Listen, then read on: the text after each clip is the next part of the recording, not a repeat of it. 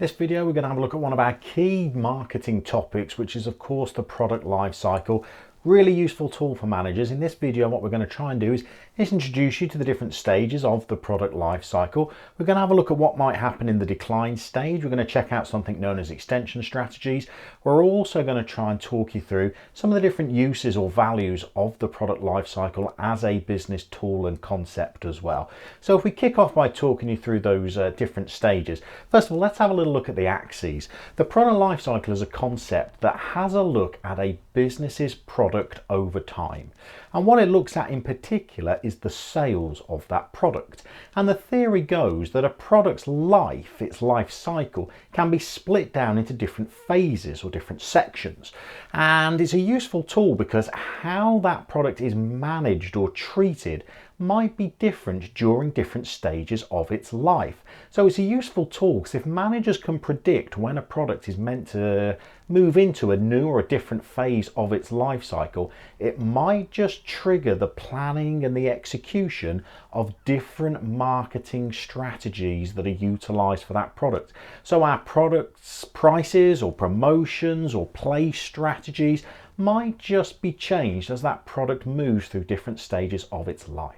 So you'll see from behind me here that the first stage of a product's life is where that product isn't even for sale. It's known as the research and development phase, the R&D phase. And as the name suggests, this is the period of time where the product is being invented, where market research is being carried out, perhaps to ascertain consumer wants and needs, and research and development is being carried out. So prototypes of the products might be being created, tested, refined, and different incarnations of the product will be perhaps thrown out until the business arrives at an end prototype that it is happy and that it has researched enough to be confident that it's a product that's ready for market and ready to launch.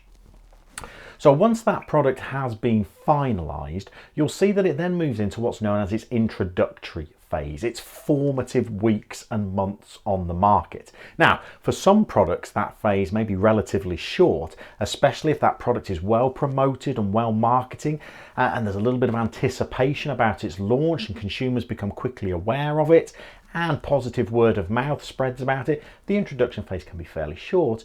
For some products, they're a little bit more of a slow burner. The introduction phase may be a little bit more lengthy. You'll see at this stage that it's the first stage where sales of the product start to occur, and towards the end of the introduction stage, those sales may start to grow a little bit more rapidly and accelerate a little bit more until the product moves into what's known as its growth phase. Now, during this phase, this is where the product really starts to take off in terms of its sales. So the sales will be higher week on week, month on month, and they may also be accelerating in their growth more rapidly than they were during the introduction phase. Now, the growth stage can last for different periods of time depending on what this product is. So some products might have a growth phase that lasts a relatively short period, just weeks and months. Other products with a little bit more longevity to them might find that the growth phase actually lasts 4 years. However, a product won't continue growing indefinitely. Even if its growth stage lasts for decades, all products will inevitably reach a point where their sales start to slow down, the growth in them becomes less rapid, and even the sales of them start to level off or hit their peak.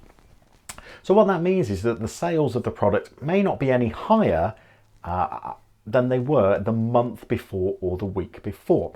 Now, there's a couple of reasons why that occurs. First of all, a product may reach the end of its technological usefulness. So consumers may know that other newer updates are being launched soon, and so the sales of this product may level off as consumers start to delay their purchasing decisions because they're waiting for a new release.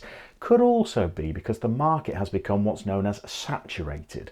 That means that because this product has experienced success and growth and rising sales, other rival firms in the marketplace have developed their own similar versions of this product to rival it, and so sales can't continue to accelerate even though there may still be some growth in the market, because now there are more firms chasing those customers and there's more choice for consumers, and so some inevitably, rather than choosing our product, drift to buy rival products instead. Now, once we've been through that maturity phase and the market has become a little bit more saturated, products will then go into a decline phase. Now, this does not mean that sales of them have plummeted. It just means that sales are declining. And just like there may be various lengths of a growth stage, products can have various lengths of a decline phase as well. So some products may decline quite gently over the course of years as their sales gradually fade out. For other products, it can be more dramatic and it can be far more rapid, and there may be a drop or a huge decline in sales far more quickly. Now, during that decline phase, that business has got a key decision to make. Number one, the business might decide that it is just going to let the sales of that product continue to gradually decline. The business doesn't want to spend any more money promoting the product or developing new marketing strategies for it. It's quite happy for the sales of that just slowly dwindle, whilst behind the scenes they have other products in their portfolio that they are perhaps promoting more heavily and using to try and provide some kind of longevity to the business. However, some businesses might decide, rather than just allow the sales to continue to decline and maybe potentially even withdraw the product from market if sales are really declining quite rapidly, they might try and resuscitate a product or rejuvenate it or try to boost sales back up again. Now, if a business is going to do that, it's going to need a tactic to make that work. The sales of a product are unlikely to start increasing again if the business doesn't change any of the tactics that it uses there. So these tactics that a business might put in place are known as extension strategies, a tactic that boosts the declining sales of a product back up again. And some extension strategies can be fairly simple, like a little change in price, a repackaging of the brand. Some extension strategies could be a little bit more ambitious. It might be a new promotional campaign that will incur some cost that the business uses to try and bring the product back to the public's attention. Or it could even be potentially maybe trying to target new markets with the product, again, which can be a little bit more costly and there'll be promotions involved. But by finding new market segments that might be attracted to the product, we can hopefully grow its sales once more. Now, we'll tell you a couple of other bits and pieces about the product life cycle. You'll see from the diagram here behind me that the sales of a product are not necessarily matched throughout its life cycle by the cash flow that the product generates. So products can be costly, they require nurturing, they require money, funds being spent on them. And no more so is this true than during the research and development phase. So you'll see that during the R&D phase, obviously there are no sales of the product, there is no volume being sold. But that is matched by the fact that the product is actually incurring costs. The business is having to spend money on it. So generating prototypes, completing market research are all costly experiences that the firm needs to go through with this product. And they're absorbing those costs at a time that the business isn't actually generating any sales revenue from the product. So you can see that as our sales are flat, the product hasn't been launched yet, we're actually spending money on the product. So this product actually has a negative cash flow. It has more going out than this product can possibly hope to make us. However, you'll see even through the introduction and the growth phase, even as our sales start to accelerate and our sales start to pick up, this product may still actually be costing us more money than it's making us through sales revenue, i.e. it might have a negative cash flow initially. And that's because we might have to spend so much money during that introduction and growth phase on promotions to try and stimulate awareness and trying to attract market share and sales to this product that we actually end up spending more on it than we are generating through the sales of it. It might not be until the later stages of the growth phase that this product is actually starting to return to us more through sales revenue than we are spending nurturing and growing and developing awareness of this product. What you'll also see though is once we get into the maturity stage, that is where products may well start to really richly reward the organisation that's selling them. So this is the stage where we may even ease off on some of the expense of marketing the product and just enjoy the profits that it's generating for us as sales reach their maximum, reach their peak. Now, we'll talk you through a couple of the reasons why the product lifecycle is a particularly useful concept for marketing managers to use. Number one, Marketing managers need to make decisions about when they're going to launch new products. And one concept that can help them with that decision is our friend, the product life cycle. So each product in a portfolio will have its own life cycle.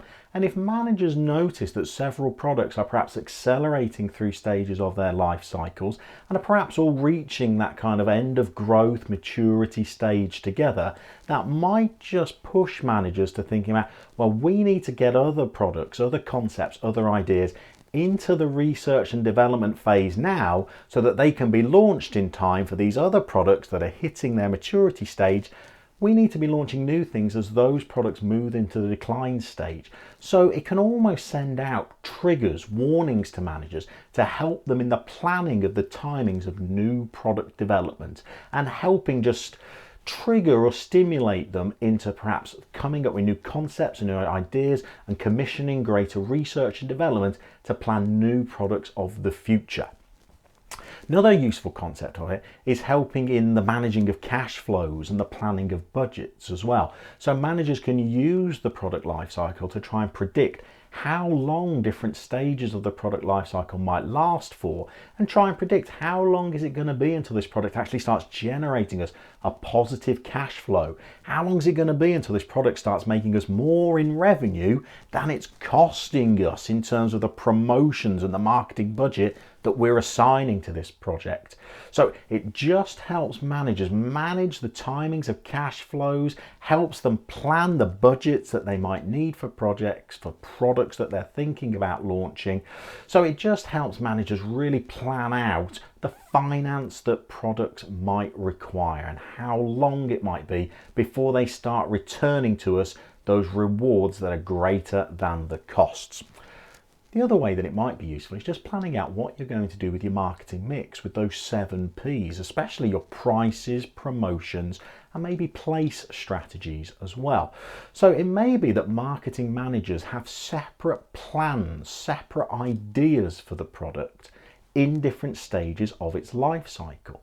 So if managers can predict when it's going to enter a new stage of its life cycle, then it might be that that's the trigger for them once more to roll out different marketing strategies for that product. So they may have certain promotions that they know they want to use during the introduction stage. They may have a different pricing strategy that they know they want to switch to during the growth stage. It may well be that they have new places that they want to start to distribute this product through once they hit the maturity stage. But the product life cycle is almost like a way of timing when each of those new strategies need to be implemented. So it can be useful for marketing managers in helping them to design how they're going to structure and time different tactics as part of their marketing mix.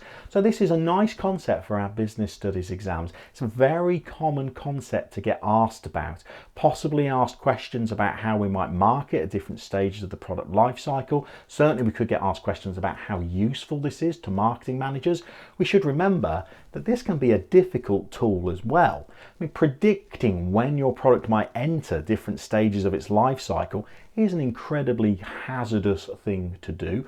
We should also say that predicting how long each of these stages might last for is again a very difficult thing to do, and it may involve the use of other techniques like market research and extrapolation and correlation and other marketing tools, but nonetheless this can still be a concept that marketing managers derive some benefits from. So it's another one of our key marketing topics. We'll update you with some more marketing topics in future videos, but for now, very best of luck with your revision.